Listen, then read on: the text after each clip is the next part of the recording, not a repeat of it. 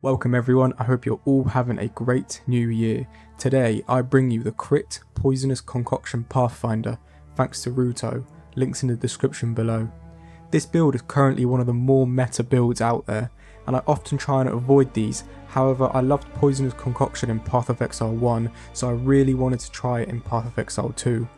Disclaimer, this build is highly likely to be on GGG's nerf blacklist in the next big patch, so please be aware of this if you are going to commit to playing it and building it. This build utilises a lot of movement speed, which seemed really nice to me since we don't have access to a lot of movement abilities or speed in this version of the game. For us to achieve this, however, there are 3 mandatory uniques, one of which can be a little bit expensive depending on what type of player you are. And I generally don't like builds that require an expensive unique to function. However, it is still completely viable without the unique, as I've even tested it myself. It just lacks the movement speed and clear speed, but the damage is still the same.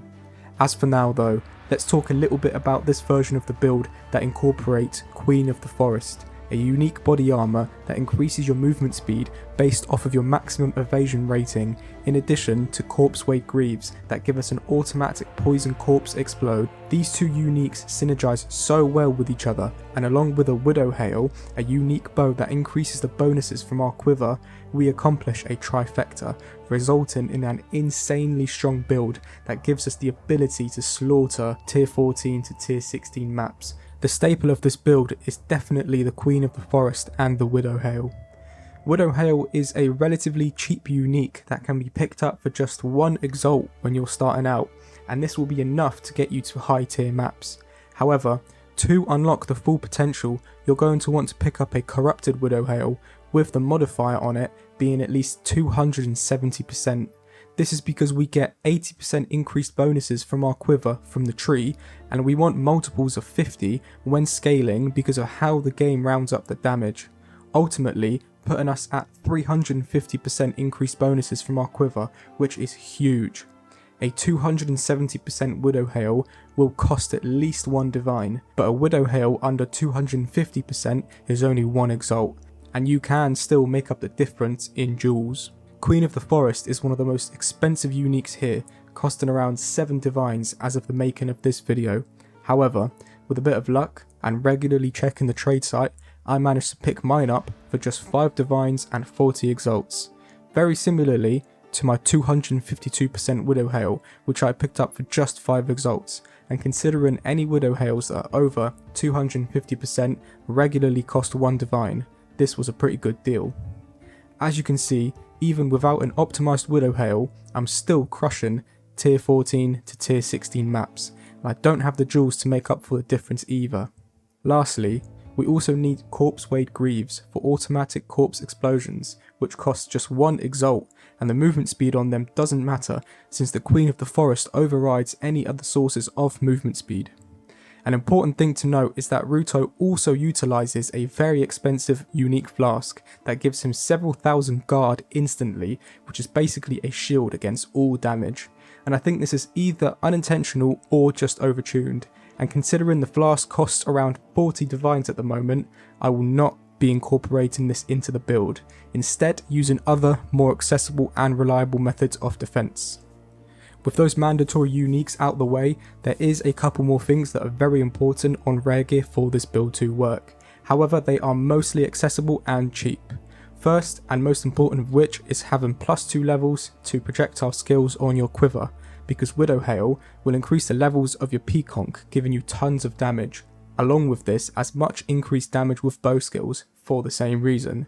It is recommended to have at least 40% here if you can get it. This is also one of the mechanics of this build, which is unclear if it's meant to be intentional or not, because Peaconk is technically not a bow skill, it's an unarmed skill, so if this gets nerfed or removed in the future, it could impact the build negatively.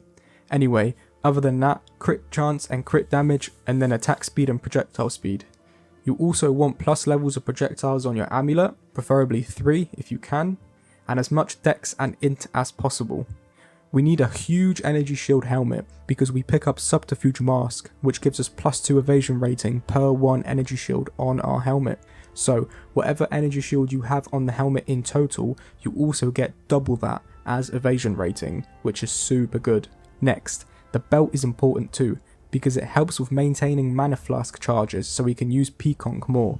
P-Conc doesn't use mana, it uses the actual charges in your mana flask to use the ability, so it's important to get reduced mana flask charges and gain charges per second as an implicit. For the rest of the gear, make sure you cap your resistances and get as much life, evasion, crit and attributes as you can, and of course make sure you also have gain charges per second on your mana flask. Lastly, just quickly touch on the jewels, as they can be really powerful. If you don't have a 270% Widowhail, you can make up the difference in your jewels by getting increased bonuses from Quiver on them, and then crit damage, projectile damage, evasion and attack speed are all really powerful modifiers. Talking a bit more about how exactly we deal damage on this build, it's mainly from the increased Quiver effect and specifically through multiples of 50. We strive to reach at least 350 increased effect, but going further into the endgame, you want to be reaching for 400 and 450%. We get this from the Quiver, jewels and the tree. Similarly with increases to projectile gem levels.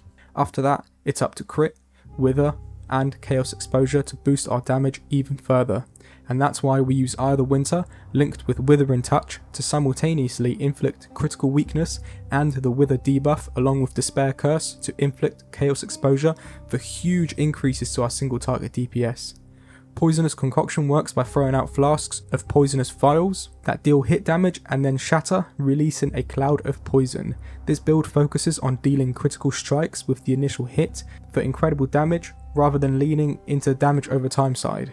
However, the poison dot is still great, especially linked with Corpsewade Greaves that explode corpses automatically, leaving large and deadly clouds of poison everywhere, increasing area of effect and clear speed greatly, in addition allowing you to use P-Conc less often, making it nearly impossible to run out of charges.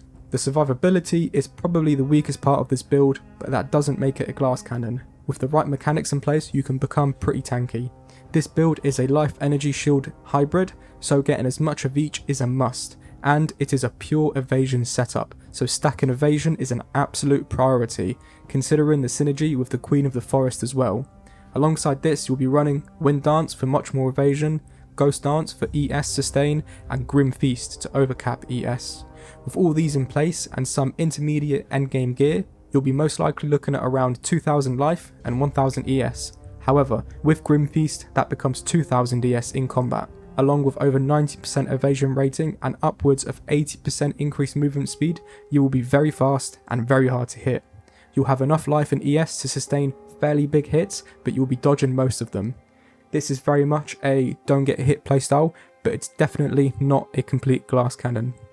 The gem setup in this build is really cool because you don't actually require any 6 links apart from the P-Conc, but P-Conc gains sockets based on your level as it's an Ascendancy ability which saves you a ton of divines. Eye of the Winter is a 5 link, but it's totally fine to run it as a 4 link without inspiration. Decompose is a 5 link, but once again you get those sockets for free from a level 18 Decompose skill from Corpsewade Greaves. Despair is a 4 link and Wind Dancer is a 3 link, and the rest is just Ghost Dance and Grim Feast. You can also run Alchemist's Boon if you need more charges per second instead of say Grim Feast or Ghost Dance, but with the right belt and flask I much prefer the extra survivability. For the tree I won't go over everything, but some must have notables are Master Fletcher, Falcon Technique, Subterfuge Mask, Flurry, Dark Entries, Wither Away, Pure Chaos and Spectral Ward. Other than that, it's basically just crit, evasion and attributes. My personal experience on this build has been amazing, and considering I'm nowhere near as optimized as what I should be, it really shows how strong this build is. Currently I'm level 82 with around 30 hours playtime, and I've spent under 6 divines in total, 5 of those on the Queen of the Forest body armor alone, and the rest of my gear I bought for no more than 5 exalts, and the quiver and the amulet I crafted myself with just a few exalts. And yet, even with this unoptimized setup, I'm zipping around tier 14 to tier 16 maps feeling untouchable and very comfortable with my clearing and bossing capabilities. There will be links in the description for Ruetoo's in-depth build planner, his video on the build and his channel. Massive thanks to Ruetoo once again for compiling this brilliant build. thank you for watching this video. I hope you're all enjoying early access. Stay exiled.